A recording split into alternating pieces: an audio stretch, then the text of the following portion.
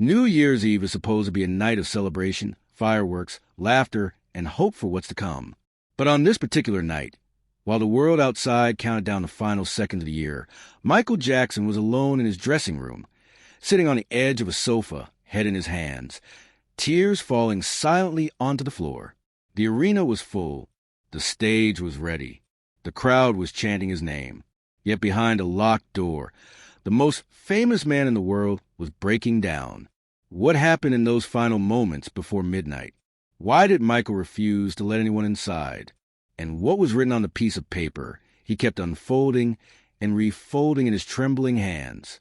Stay with me, because this is one of the most emotional nights of Michael Jackson's life, and almost no one ever knew about it. If you want the full story, make sure you stay until the end and subscribe, because what happened after midnight changed everything. The clock in the arena hallway glowed 11:42 p.m. Outside the dressing room, everything pulsed with anticipation. Technicians ran cables. Assistants whispered into headsets. Dancers stretched in silence. From beyond the thick walls, the roar of the crowd rolled through the building like distant thunder. Tens of thousands of voices chanting his name, counting down the minutes until New Year would arrive with fireworks, music, and the unmistakable presence of Michael Jackson. Inside the dressing room, none of that existed. Michael sat alone on the small velvet couch, his jacket draped over his knees, his shoulders hunched forward, his hands trembling as they pressed against his face. The mirror in front of him was dim, its lights half switched on, reflecting a man who looked nothing like the unstoppable icon the world believed in. His eyes were red. His breathing was uneven. Tears slid down his cheeks without resistance. On the table beside him lay a folded piece of paper. He had opened it and closed it again so many times that the crease had become soft and worn. Every time he tried to stop thinking about his words, his hands returned to it, like the letter was pulling him back, over and over, into a memory he could not escape. A gentle knock came at the door. "Michael?" A voice whispered. "It's time to start warming up." He didn't answer. The knock came again, slightly firmer this time. 5 minutes, the voice said. "They're ready for you." Still, no response.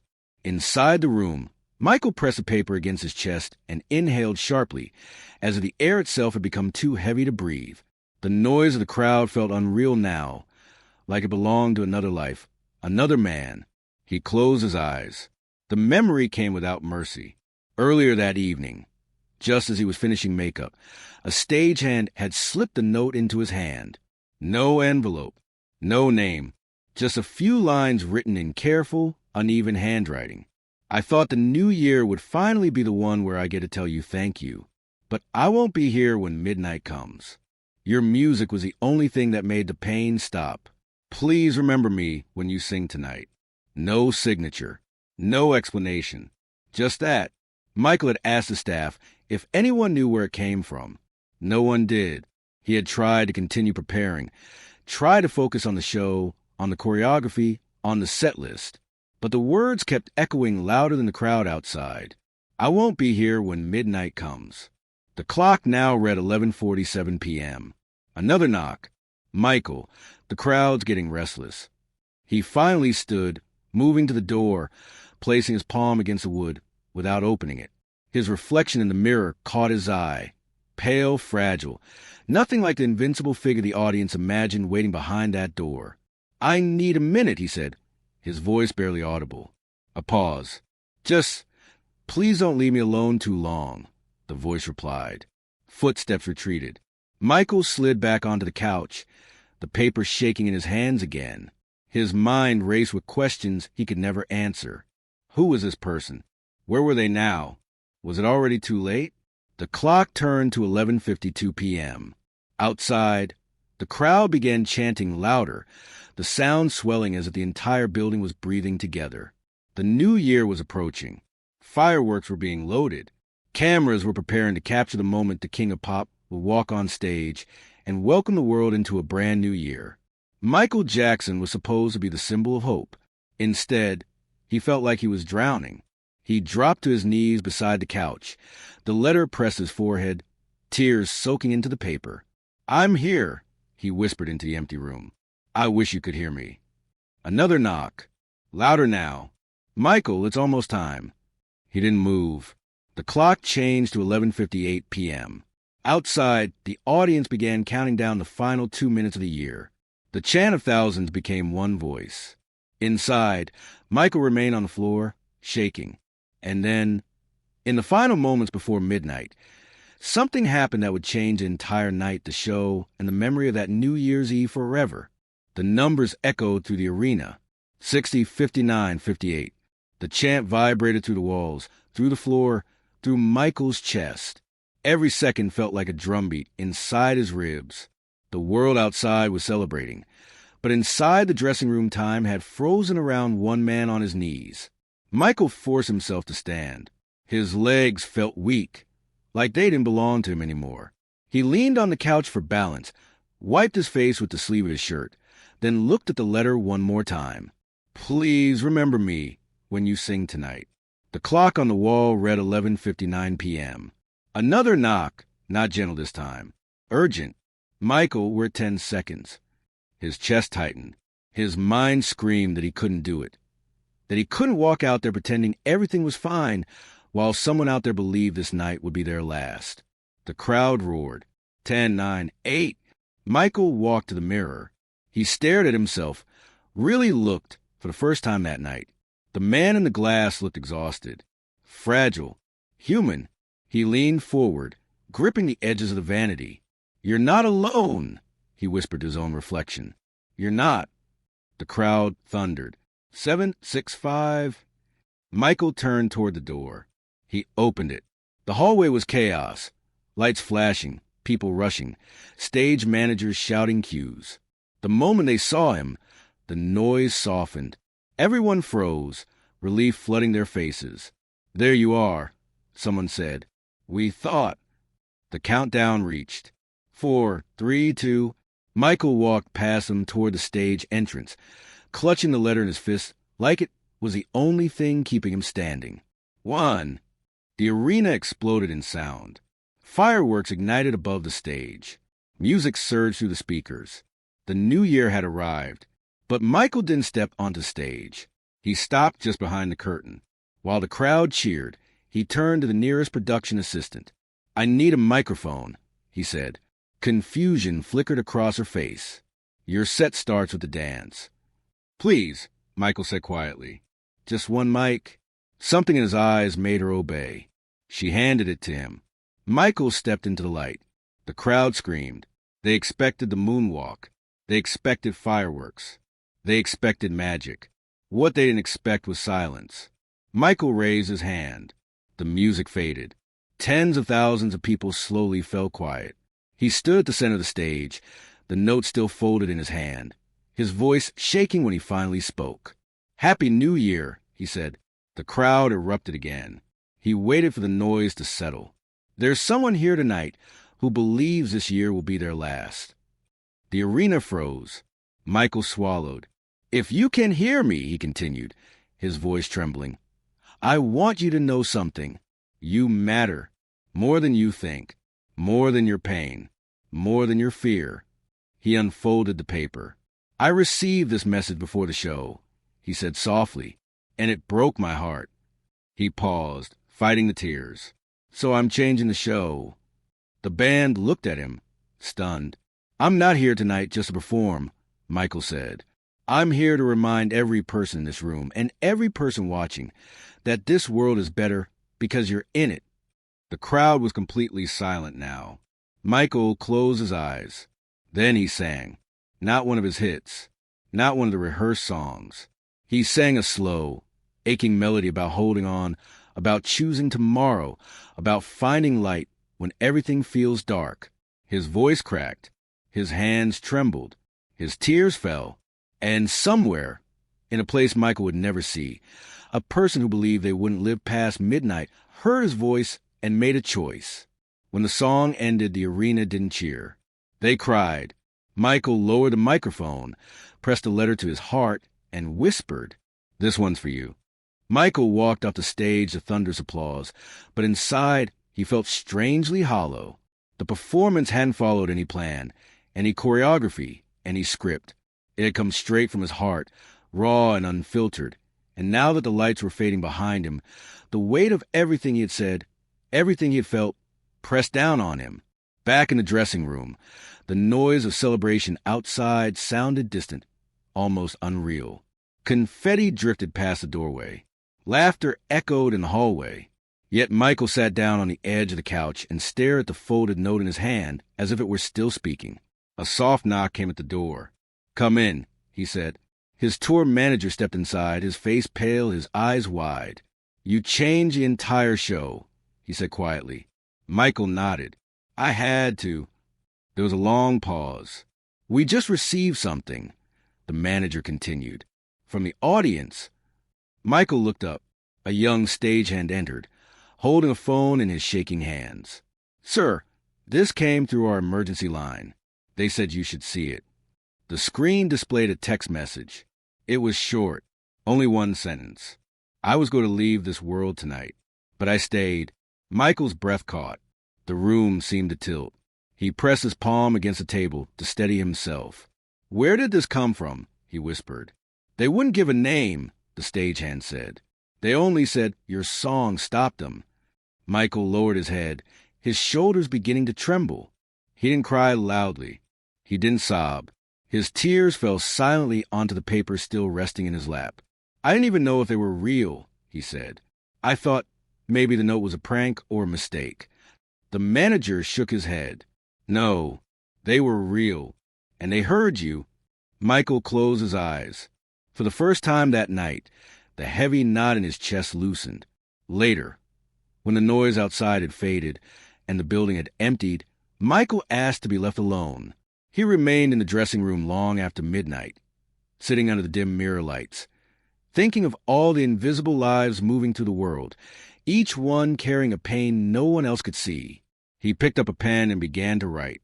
He didn't know who the person was. He didn't know if they would ever read his words. But he wrote anyway. "Dear friend, I don't know your name, but I know your courage. I know your pain is real. I know the night felt endless, but I am grateful you are still here. Please remember, the world needs your voice, even when it whispers, especially then." When he finished, he folded the paper carefully and placed it beside the original note. The door opened quietly. His personal assistant stood there, hesitant. "There's a woman outside. She says she knows something about the message." Michael stood. In the hallway, a middle-aged woman waited, her hands clasped together, eyes red from crying. "My daughter," she said softly. "She's in the hospital across the street. She was listening to your broadcast. She asked me to come tell you thank you." Michael felt his heart stop. "She said your voice made her choose to stay," the woman continued. "She asked me to tell you she's still fighting." Michael reached for the wall, overwhelmed. "Can I see her?" he asked. The woman nodded. They walked through the cold night air, across the quiet street, into the hospital's glowing entrance. Machines beeped softly. The world was calm here, fragile, suspended between moments. In a small room near the window, a young girl lay beneath thin white blankets. Her eyes were tired, but when she saw Michael, they filled with light. "You came," she whispered. Michael knelt beside her bed. "You're here," he said. "That's all that matters." She smiled weakly. "I thought I wouldn't be." They sat together in silence, hands intertwined. Outside the window, fireworks continued to fade, the new year unfolding its quiet promises. And for the first time that night, Michael felt something he hadn't felt in a long time. Peace. Morning arrived quietly, as if the world itself were careful not to disturb what had happened during the night. The hospital corridor was bathed in soft sunlight, pale gold spilling across the polished floor. Michael had not slept. He sat in a chair beside the young girl's bed, his jacket folded over his arm, his head resting against the wall, eyes open but unfocused, listening to the steady rhythm of the heart monitor beside her. Every few minutes he would glance at her chest, making sure it was still rising and falling. The girl stirred just after dawn. Her eyelids fluttered, and when she saw Michael still there, her lips curved into the faintest smile. "You stayed," she murmured. "I told you I would," he said softly. His voice was hoarse from the long night, but gentle. I wasn't going anywhere. She squeezed his hand, the pressure weak but deliberate. When you sang, it felt like you were talking to me, like you could see me. Michael swallowed. I think I could. They were quiet for a moment, listening to morning sounds of the hospital. Distant footsteps, a cart rolling down the hallway, the soft murmur of nurses at the station. Do you ever get scared? She asked suddenly. All the time, Michael answered without hesitation. She looked at him, surprised. But you're Michael Jackson. He smiled faintly. That doesn't make the fear go away. Sometimes it makes it louder. She thought about that. Last night, the fear was very loud. I know. But when you said those words on stage, she continued, it was like the fear stepped back. Just a little. Michael closed his eyes for a second. He had spent decades singing to stadiums, to millions of people he would never meet. Yet in that moment he understood that sometimes a voice only needed to reach one person to change the entire night. Her mother entered the room quietly, pausing when she saw him still sitting there. Tears filled her eyes. You didn't have to stay, she whispered. Yes, I did, he replied. Later that morning, Michael finally stepped outside the hospital. The city was waking up, the new year beginning its slow, ordinary rhythm. Cars moved through the streets. People carried coffee cups. Laughter drifted from a cafe across the road. The world had no idea what had happened in a quiet hospital room just hours before. His driver waited at the curb. Sir, your team has been calling all morning. The show, the broadcast, it's everywhere. Michael nodded. He already knew. When he arrived back at the hotel, his phone was filled with messages. Thousands, then tens of thousands. Stories from strangers across the world. People who had watched the broadcast. People who had heard the unplanned song, the trembling words, the silence in his voice. People who said they had stayed when they were planning to leave. Michael sat on the edge of the bed and scrolled through them slowly, his heart heavy and full at the same time. That afternoon, he returned to the hospital. The girl's condition had not changed much, but she was awake, and when she saw him again, she smiled with her entire face this time. You came back, she said. I promise. They talked for hours. About school, about music, about her favorite songs. She asked him about his childhood, about the first time he ever sang on a stage. He asked her about her dreams, the places she wanted to see, the things she loved most. When evening came, her voice grew weaker, but her eyes stayed bright. Will you sing for me again? She asked. He nodded and began softly. No cameras, no audience, no applause. Just one voice in one room, singing to one heart. Her mother watched from the doorway, covering her mouth with her hand, as tears streamed down her cheeks. As the night deepened, the girl drifted in and out of sleep. Michael stayed until the nurse gently told him visiting hours were over. He stood beside the bed, brushing a strand of hair from the girl's forehead. Thank you for staying, she whispered. No, he said quietly. Thank you for choosing to. Outside, the night air was cool and still. Michael walked alone for a moment before getting into the car, staring up at the sky where the last smoke from the fireworks had long disappeared. He felt changed, not in a dramatic way, not in a way the world would ever notice, but in a way that mattered. The next morning, the city moved as if nothing extraordinary had happened. Traffic flowed, stores opened, headlines shifted. But for Michael, something fundamental had changed in the quiet spaces where the noise of the world could not reach. He returned to the hospital just before noon. The same nurse greeted him, this time with a softer expression, as if she already understood that he belonged there now. The girl's room was dim, curtains half drawn, the beeping of the monitor slower, steadier. Her mother sat beside the bed, holding her daughter's hand, whispering words Michael could not hear. When the girl noticed him, her face brightened instantly. You're back, she said. I said I would be, he replied, pulling a chair close. She studied him for a moment. You look different today. Do I? She nodded. Lighter. Michael thought about that. Perhaps he was. The weight he had carried for so long, the noise, the expectations, the endless performance, seemed strangely distant inside these hospital walls. They spent the afternoon sharing stories. He told her about his first concert, the nerves, the thrill, the fear of forgetting the lyrics. She laughed, then grew quiet, listening closely. In return, she told him about her favorite park, her best friend at school, the yellow bicycle she had learned to ride just last summer. At one point, she asked, "Do you think people remember moments like this more than big concerts?" Michael answered without thinking, "Yes, always." As evening approached, the doctor entered the room with a calm but serious face. Michael read the message in his eyes before any words were spoken. Time was becoming fragile. The girl sensed it too. Her fingers tightened around Michael's. "Will you stay tonight?" He nodded. "Of course." Later, when the lights were lowered and the room grew quiet, Michael sat beside her, speaking softly about the ocean, about stars, about how music traveled through the air even when no one was singing. She listened with half-closed eyes, drifting in and out of sleep. At one point she whispered, "When I go, I won't be scared." His throat tightened. "Why not?" "Because I know what love feels like now." Michael closed his eyes, overwhelmed. Near midnight, her breathing grew shallow. The nurse returned. The mother moved closer, her face pale, her lips trembling. Michael stood on the other side of the bed, holding the girl's hand as gently as he could. The room was so quiet that even the hum of the machines felt loud. The girl opened her eyes one last time. She looked at her mother, then at Michael.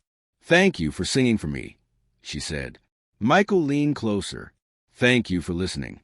She smiled, and then, without fear, without pain, without a sound, she slipped away. Her mother's sobs filled the room. Michael did not cry. Not yet. He stood there, frozen, holding the small hand that had gone still, feeling the fragile boundary between presence and absence more clearly than he ever had in his life. After a long time, he stepped back.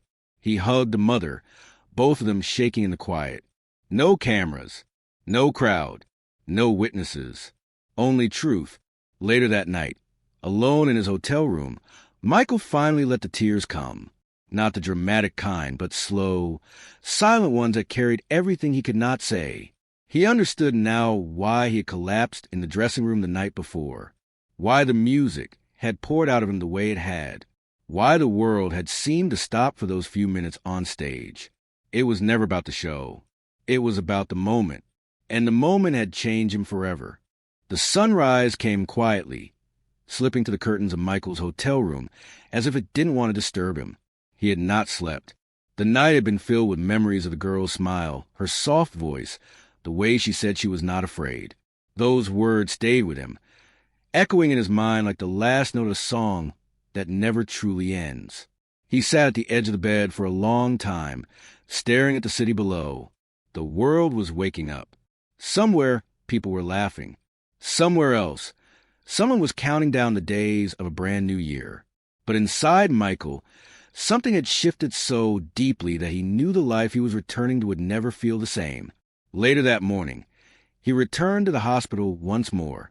The room was different now, quieter, emptier. The bed had been remade. The girl's mother stood near the window, holding the small yellow scarf Michael had given her the night before. When she saw him, her eyes filled with tears, but there was peace in them too. She went gently, the mother said. She wasn't scared. She kept saying her name. Michael closed his eyes, overwhelmed.